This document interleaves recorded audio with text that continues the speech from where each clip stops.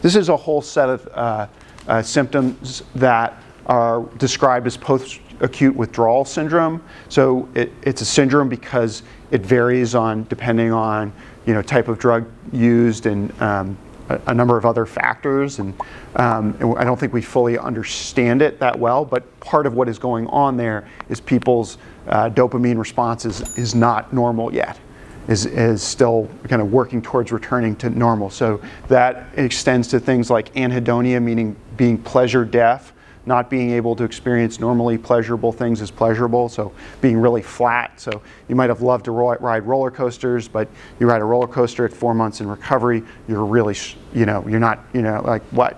I don't know what's going on there. So you're not getting the same kind of reward that you would normally get out of things that you like to do. Priority setting, I usually point that one out. I don't know if anyone here makes to-do lists. You don't make to-do lists ever? Okay, so you ever put something on your to-do list that you already did and cross it out? Yeah, right, yeah. So like that's a brain hack.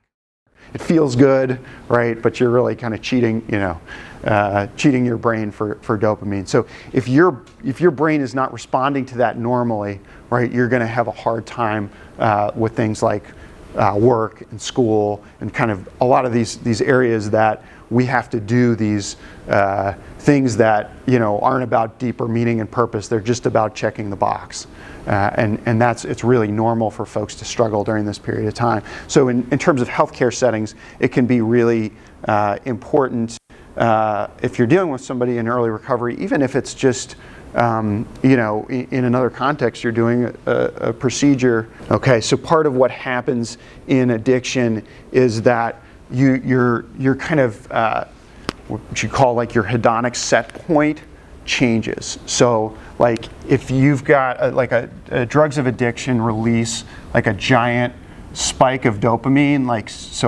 like that. If this is like eating a really good meal, like this is doing heroin, right? And so what happens over time is if this is equilibrium, as you do this more and more, your set point goes up, right? And so now, first off, you're using just to feel normal. Now, as you stop using, your set point hasn't reset down to here, right? And so these things, oh, I had a good meal, right? Oh, I had sex.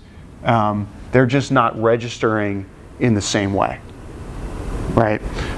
Because of scale, right? And so that takes time to kind of reset and go back to normal for folks.